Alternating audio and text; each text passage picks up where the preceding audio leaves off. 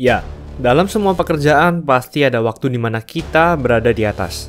Di saat itu kita merasa karir kita sangat aman, kita dipuji-puji banyak orang, dan mungkin banyak teman-teman kita yang dulu meninggalkan kita, tiba-tiba balik ke kita lagi. Namun tentu, akan ada juga di mana karir kita berada di lembah paling dalam. Seperti 7 bintang NBA yang akan kami bahas saat ini. Beberapa tahun lalu, mereka berada di atas dan merupakan salah satu pemain terbaik di NBA. Namun sekarang, semuanya sangat berbeda. Dalam episode kali ini, kami akan membahas 7 bintang NBA yang karirnya dalam bahaya sekarang. Sebelum lanjut, jangan lupa like dan subscribe ya. Simak ulasan berikut ini. John Wall. Tentu kita ingat bahwa dulu, saat Wall bermain di Wizards, dia adalah top 5 bahkan top 3 point guard terbaik di NBA. Puncaknya adalah pada tahun 2013 hingga 2017. Di 4 musim itu, ia konsisten berada di top 3 rataan assist terbanyak di liga, serta dibarengi dengan perolehan poin yang banyak dengan hampir 20 poin per game selama 4 musim. Di musim 2016-2017 adalah masa paling puncak karirnya, di mana ia hampir saja membawa Wizards melaju ke final wilayah timur playoff NBA. Namun sayang, Wizards harus dikalahkan dari Celtics pada game 7 di saat itu. Setelah selesai playoff, karena kehebatan Wall, ia menandatangani perpanjangan kontrak 4 tahun $170 juta atau sekitar 612 miliar rupiah per tahun. Dan ya, uang yang sangat banyak itu bahkan dibuat Wall untuk membelikan seluruh rekan setimnya jam Rolex saat Natal tahun itu. Namun setelah musim itu justru adalah musim di mana ia mulai diterpa cedera. Pada musim 2017-2018, ia hanya bermain 41 game, kebanyakan karena cedera di lututnya. Meskipun sempat kembali ke playoff, Wizards dikalahkan oleh Raptors di musim itu. Musim 2018-2019, Wall diterpa cedera tumit dan harus menepi semusim. Setelah ia mengoperasi tumitnya, justru Wall mendapatkan infeksi akibat operasi tersebut dan malah mendapat cedera Achilles setelah jatuh di rumahnya sendiri. Ia pun di-trade ke Rockets. Namun di sana, tak berbeda jauh, di mana ia hanya bermain 40 game total, dan tentu saja kita tahu bahwa Rockets adalah tim yang sangat buruk. Ia terkena cedera hamstring yang harus membuatnya menepi lagi. Sekarang, tentu karirnya buntu di Houston. Houston baru saja mendapatkan Jalen Green, ditambah lagi dengan Kevin Porter Jr. dan Christian Wood yang sedang naik daun, bisa saja karir John Wall tertutup oleh mereka. Tim-tim lain juga tidak mau mendapatkan John Wall karena ia punya kontrak yang sangat besar, point guard kedua terbesar dalam hal kontrak, namun ia sangat rentan cedera. Karl Anthony Towns. Sang double-double mesin ini memang tidak separah John Wall. Namun ia menghabiskan karirnya di Timberwolves, franchise tim yang sangat buruk.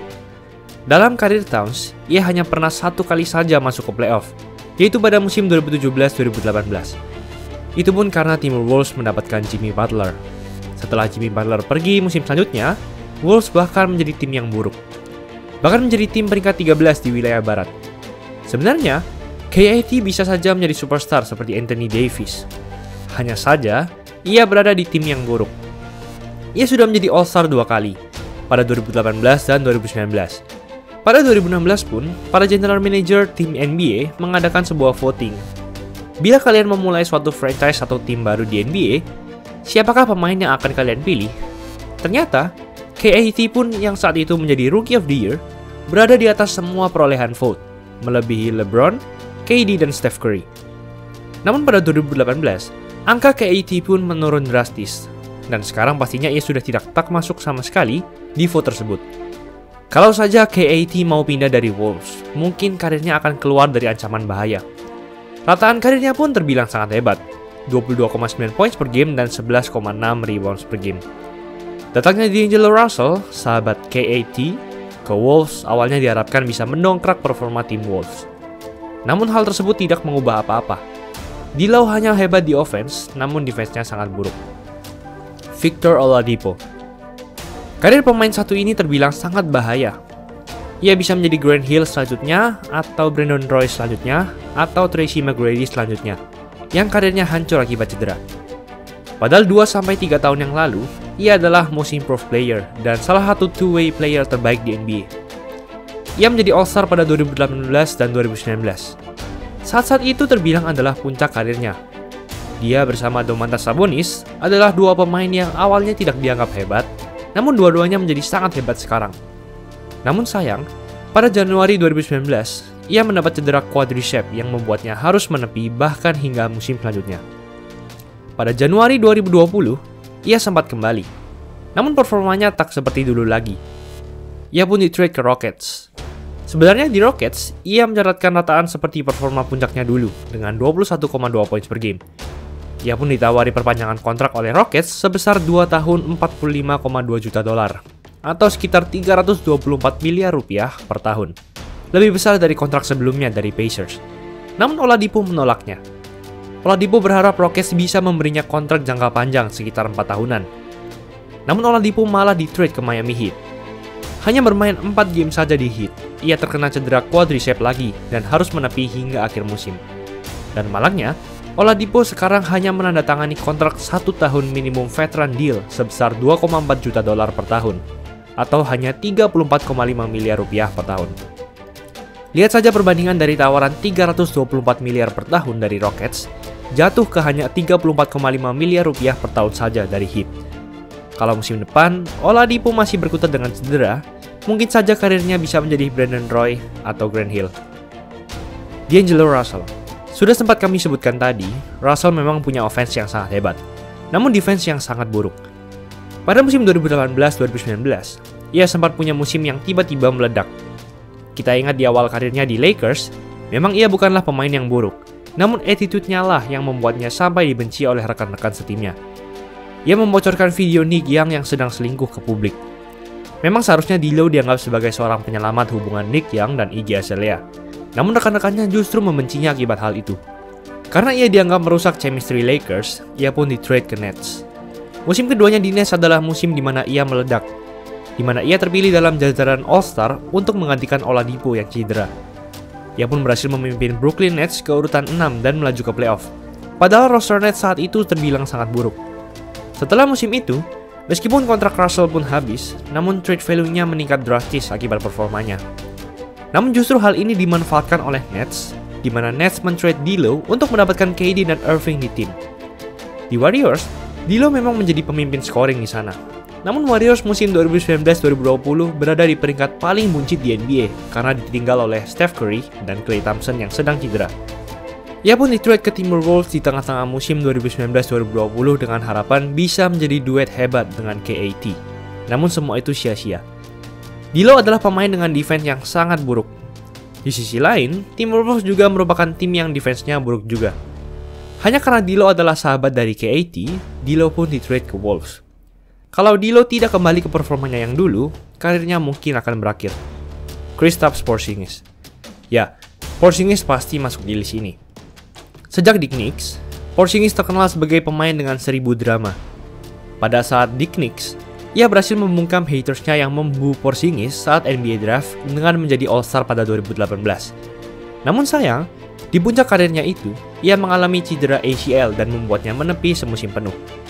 Porzingis tidak suka dengan cara Knicks membangun sebuah tim, dan akhirnya ia mengancam petinggi Knicks untuk men-trade-nya, karena kalau tidak, ia akan bermain kembali di Eropa. Knicks pun men-trade Porzingis ke Mavs, dengan harapan Porzingis bisa membentuk duet hebat dengan Luka Doncic. Namun sekarang, Porzingis membuat drama lagi. Ia tidak suka bermain dengan Doncic, karena semua spotlight dan fans Mavericks lebih berfokus ke Doncic daripada ke Porzingis. Porzingis banyak tak bermain di playoff bubble 2020. Di playoff 2021 kemarin, performanya sangat buruk dengan hanya 13,1 points per game dan defense-nya juga sangat buruk. Kalau Porzingis musim depan tidak meledak seperti saat di Knicks, bisa-bisa ia akan benar-benar kembali bermain di Eropa. Damian Lillard. Tentu, Lillard sudah sangat melekat dengan nama Trail Blazers. Apapun sudah ia lakukan bagi Blazers. Setelah kehilangan Brandon Roy, Blazers akhirnya mendapat pemain bintang lagi, yaitu Lillard. Namun sayangnya, Blazers tak pernah bisa membangun rekan setim yang mumpuni untuk membawa Blazers melaju jauh. Sejak Lillard bermain di Blazers hanya mentok ke final wilayah barat saja pada 2019. Fakta lain bahwa pemain Blazers sejak 2015 tak pernah mengirimkan lebih dari satu pemain dalam jajaran All-Star. Terakhir adalah LaMarcus Aldridge bersama Lillard pada 2015. Mungkin McCollum seharusnya bisa menjadi All-Star di musim kemarin, namun karena cedera, ia pun luput. Rumor trade Lillard meninggalkan Blazers pun sangat kuat sekarang. Terlebih kemarin, mereka bahkan dikalahkan 4-2 oleh Nuggets yang ditinggal Jamal Murray, Padahal pemain Blazers hampir sepenuhnya sehat. Hal itu membuat Blazers selalu tereliminasi dalam ronde pertama 4 kali dalam 5 musim. Mungkin sudah saatnya Lillard pergi meninggalkan Blazers ke tim lain. Ben Simmons. Ben Simmons harus memiliki musim yang baik di musim depan. Trade value-nya sekarang sangat menurun, terlebih akibat performanya di playoff kemarin. Ia gagal untuk bersinar di momen-momen krusial. Bagaimana bisa sebuah tim Sixers yang seharusnya jauh diunggulkan di playoff dikalahkan oleh tim peringkat 5 yang berisi pemain-pemain muda? Meskipun dalam 3 tahun terakhir, ia selalu terpilih dalam jajaran All-Star dan All-NBA Defensive Team, namun ia tidak pernah membuat Sixers melaju lebih dari ronde 2 playoff. Banyak YouTuber yang sudah membuat skenario trade dari Ben Simmons. Fans Sixers pun juga meneriakan trade Ben Simmons saat kalah di playoff kemarin. Tentu kekurangan Ben Simmons adalah kemampuan menembak 3 angka. Karena di zaman sekarang, seorang point guard dituntut untuk bisa menembak 3 angka. Bila Ben Simmons tidak memperbaiki hal ini, bisa-bisa ia menjadi seorang cadangan biasa seperti Rajon Rondo. Itulah ulasan mengenai episode kali ini. Yo guys, buat kalian yang mau cari-cari jersey basket, langsung aja cek sosmed @easysportswear. Tersedia di Shopee, Instagram, dan Tokopedia. Kuy, buruan diserbu! Jangan lupa like, komen, dan subscribe agar channel ini bisa berkembang dan menghasilkan video menarik lainnya. Thanks for watching, I'll see you in the next video.